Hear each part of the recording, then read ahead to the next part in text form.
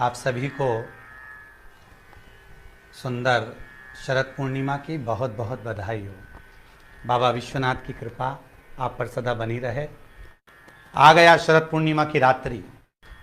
बड़े से बड़ी बीमारियां, बड़े से बड़े रोग, बड़े से बड़े बड़े कष्ट इस शरद पूर्णिमा की रात्रि को छूट जाते हैं। दमे की बीमारी, श्वास की बीमारी, अनिद्रा की बीमारी, रात्रि को जगना, ये सारी बीमारियां शरद पूर्णिमा की रात्रि को अगर व्यक्ति अपने जीवन को सुखमय बनाए, अपने जीवन को आनंदमय बनाए तो सब छूट सकता है। शरद पूर्णिमा की रात्रि को पीपल के पत्ते 5 लेकर उसके ऊपर खीर डालकर रात्रि को खा लेने से महाराज दमे की बीमारी, श्वास की बीमारी रुक जाती है। वो बीमारी बढ़ती नहीं है, उससे कष्ट नहीं होता। जिन बच्चों के नेत्र कमजोर होते हैं, रोशनी कमजोर होती है, शरद पूर्णिमा के दिन रात्रि को 12 बजे भगवान चंद्रदेव का दर्शन कराइए। 5 से 7 मिनट तक नयन मिलाएं चंद्रदेव के साथ और बाद में एक पीपल के पत्ते पर खीर जो चंद्र के नीचे रखी हुई है उसी खीर को चटा दीजिए। फिर चंद्र का दर्शन कराओ, फिर खीर को चटा दीजिए। महाराज नयन की ज्योति बढ़ती है, नींद नहीं आती तो निंद्रा देवी प्रवेश करती है, निंद्रा अच्छी आती है, आनंदित होता है। महाराज जिस व्यक्ति के शरीर में गांठ पड़ जाती हो, शरीर काला पड़ जाता हो, चट्टे पड़ जाते हो या दांत खाज खुजली हो जाता हो, उसके लिए भी शरद पूर्णिमा की रात्रि को 12 बजे महाराज भगवान चंद्रदेव के लिए 21 दिए जलाए जाते हैं। उस 21 दिए की कालोच एक थाली में इकट्ठी करी जाती है।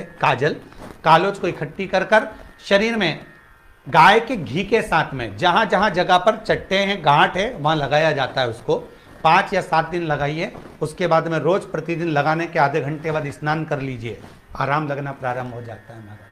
आज शरद पूर्णिमा की रात्रि से लेकर कार्तिक पूर्णिमा की रात्रि के बीच में जो दामोदर भगवान का, कृष्ण का, शिव का मंगल आनंद करेगा, अभिषेक करेगा, पूजन करेगा, स्मरण करेगा, उसके सारे दुख दरिद्र दूर हो जाएंगे।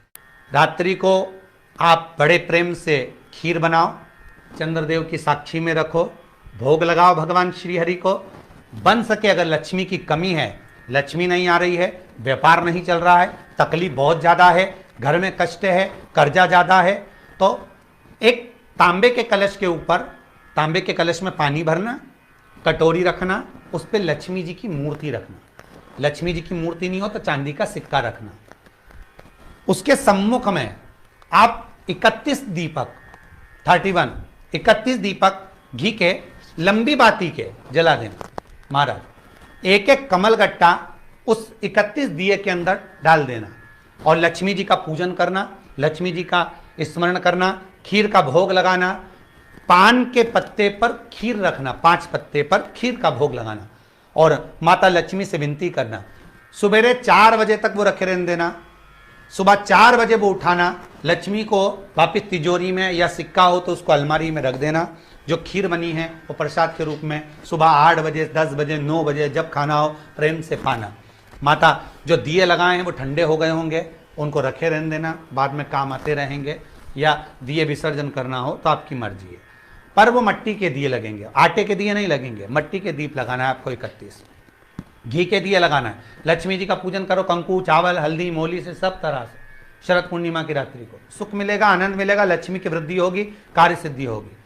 दूसरा क्रम, अगर कार्तिक पूर्णिमा हो, शरद पूर्णिमा हो, ये दोनों पूर्णिमा पर शरद पूर्णिमा के दिन आप शाम को प्रदोष काल के समय 4:30 बजे से 6 बजे के बीच में 1 लोटा पानी, उसमें 5 बेलपत्र रखकर, एक कमल गट्टा डालकर भगवान चंद्रेश्वर महादेव के नाम से भगवान शंकर को चढ़ा दीजिए। आपकी जो कामना हो वो कामना कर कर चढ़ाएं।